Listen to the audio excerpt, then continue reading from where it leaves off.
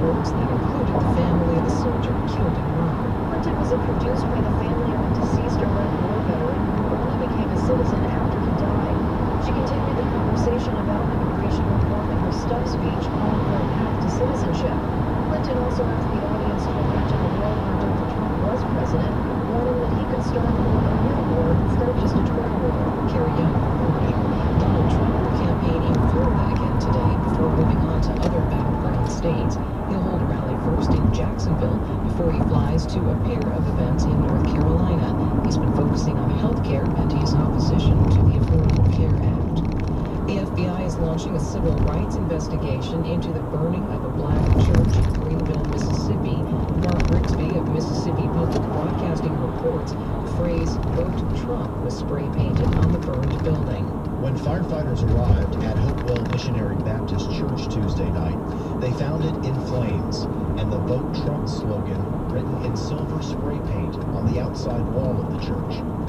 Greenville Mayor Eric Simmons calls it a hate crime, an attempt to frighten voters just days before the presidential election. I see that as an attack. I see it as a strategy, an evil one, to deprive or intimidate or put in fear or invoke fear in folks' civil liberties and rights that they enjoy in this country, that we all should enjoy in this country. The more than 100-year-old brick church is largely gutted.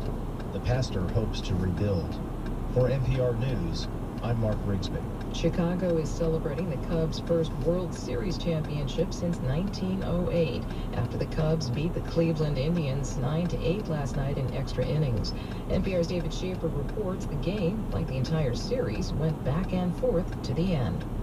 The Cubs led most of the game and were up by 3 late when Cleveland came back to tie the score in the 8th. Anxious fans feared yet another Cubs collapse. Then in an almost biblical way, the skies opened up, rain poured down, and the game was delayed. That delay allowed the Cubs to regroup and rally. When play resumed in the 10th, they scored 2 runs and hung on to edge the Indians by 1. A few minutes before midnight, Cubs fans erupted into a celebration a century in the making. Grown men and women weeping tears of joy, dancing, singing, and hugging in the streets as the longest championship drought in professional sports history is finally over. David Schaefer, NPR News, Chicago. This is NPR. Support for NPR comes from American Express, offering charge and credit cards to help business owners cover the big purchases they need to make when they need to make them. More about American Express business cards and services can be found at open.com and the National Endowment for the Arts. Art Works. This is Houston's News 88.7 at 6:04. Good morning, I'm Eddie Robinson. Cloudy, 73 degrees on the UH campus. More than 1 million people have already cast their ballots across greater Houston for the presidential election. As News 88.7's Al Ortiz reports, some interesting trends are emerging. Harris County is at the top of the list for voter turnout so far in Texas. As of November 1st, more than 700,000 people had cast ballots. That's combining in-person votes and those that have been mailed in. Rice University political science professor Bob Stein says the interest in this election is marked by high turnout in places where it's not that usual.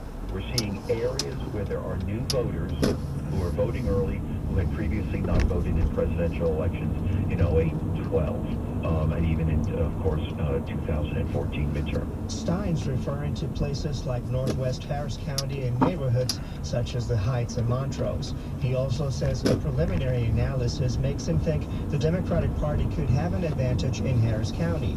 That's because Houston has leaned in that direction in previous elections, and people who vote early tend to be more partisan.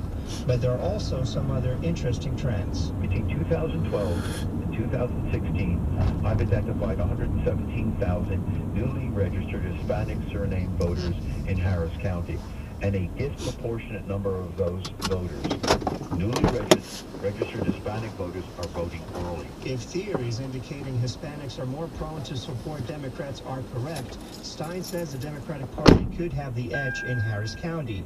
He thinks that could translate into Republican political action committees buying more airtime for advertising in Texas markets during the last week of the campaign. The big turnout is setting records in surrounding counties such as Fort Bend. John Oldham is the elections administrator there. we're probably 30,000 voters ahead at this point in time from where we were in the last presidential in 2012, which was our heaviest early voting, our biggest election ever was the last presidential. So we're running well above that. Oldham says they have received few complaints about the process. Early voting ends this Friday, November 4th. Al Ortiz, News 88.7. And for more information about early voting and the campaign, visit HoustonPublicMedia.org/election2016. A federal judge formally has dismissed a wrongful death lawsuit filed by the family of